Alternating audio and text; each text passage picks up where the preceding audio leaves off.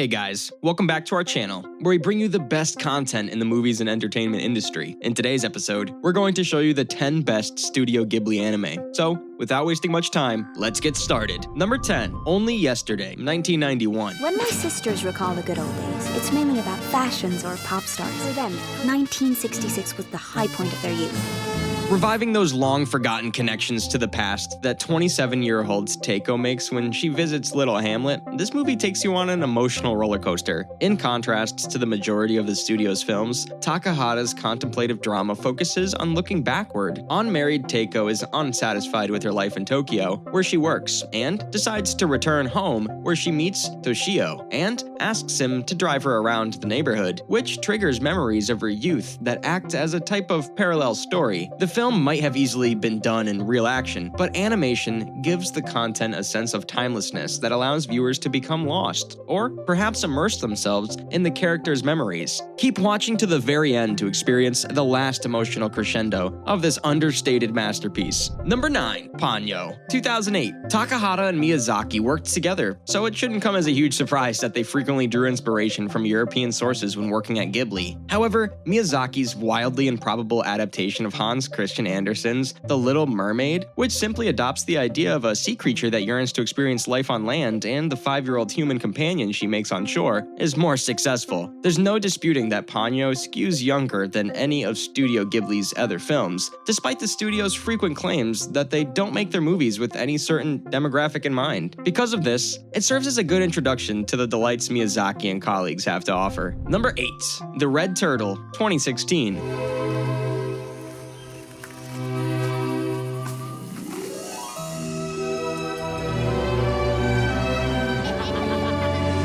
This movie wasn't produced in Japan and doesn't resemble anything by Takahata or Miyazaki, but it demonstrates both filmmakers' dedication to animation as a wholly unique form of art. The movie is what we refer to as a labor of love, a meticulous undertaking that is essential without comparison in the field of animation. It was made utilizing charcoal drawings and digital color. If The Red Turtle speaks to you, there are possibly elements of Fantastic Planet or Son of the White Mare in this project. However, what makes it so unique is the way it seems to exist on an island by itself, made possible by those who love the medium so much they traveled halfway around the world and enabled it. Number 7, The Tale of Princess Kaguya, 2013. Asian viewers are familiar with the tale of the Moon Princess who challenges her suitors to a series of difficult trials in order to experience life on Earth. This provides Takahata space to interpret the story in his own unique way, as he tenderly does with the opening sequences. He takes his time demonstrating how the little Kaguya, who is saved from being trapped within a bamboo stalk, stumbled around in her newborn form. He also shares a breathtaking scene in which she danced beneath the blossoming branches of a cherry tree in full bloom. The contribution of composer Joe Hisaishi, on whose wings these films take flight, is the film's one significant tie to Studio Ghibli's aesthetic while having a visually distinct style of its own.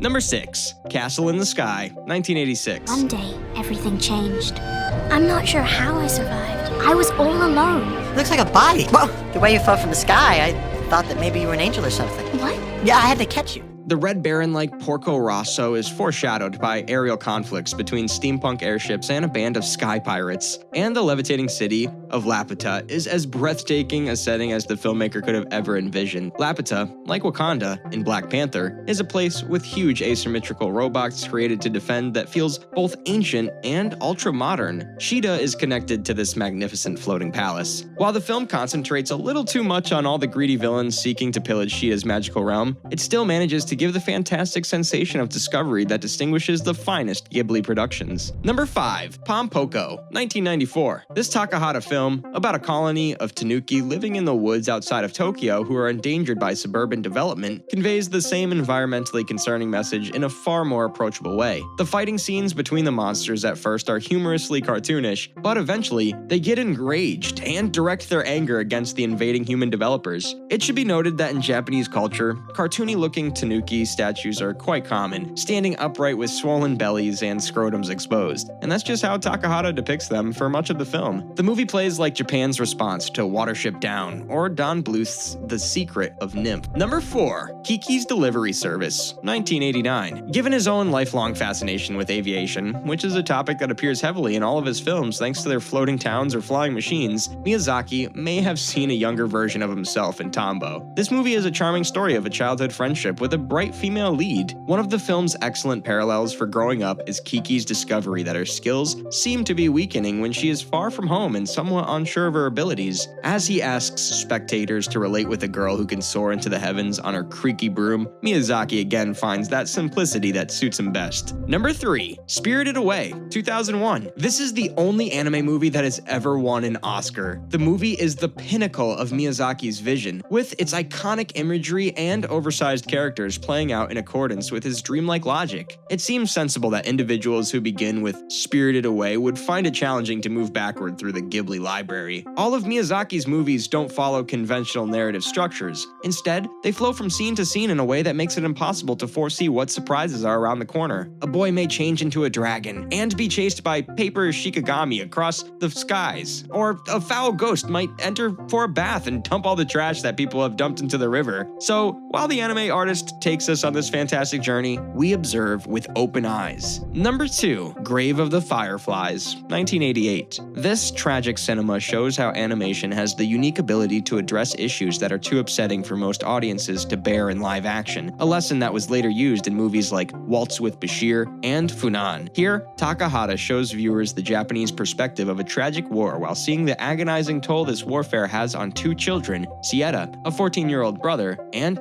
Setsuko, his 4-year-old sister, who become orphans as a result of the American firebombing of Kobe. Sieta strives to shield and divert his sister from the horrors that are all around them when they are malnourished and homeless under difficult conditions. Even if the conclusion is heartbreaking, you remember the few happy moments. Number 1. My Neighbor Totoro, 1988. The movie's brilliance stems from its clarity and the natural way Miyazaki manages to imply that we humans share the planet with kind spirits that look out for us in times of need. A notion transformed into a cuddly anthropomorphic form from Japanese culture. Sisters Satsuki and Mei go to the country to be closer to their sick mother who's recovering in the hospital. While exploring the house and its surrounding woods, they find 3 Totoro, the forest spirits, who come in 3 sizes: tiny, medium, and extra large. This movie is so iconic that now the character of Totoro has become the face of Ghibli Studio. Totoro is majestically placed on the Studio Ghibli logo. That's it for the video, guys. Hope you enjoyed this video. Press that like button if you did, and comment down your thoughts on it. Share the content to spread the good content. Subscribe to the channel for more amazing content. See you in the next one. Peace out.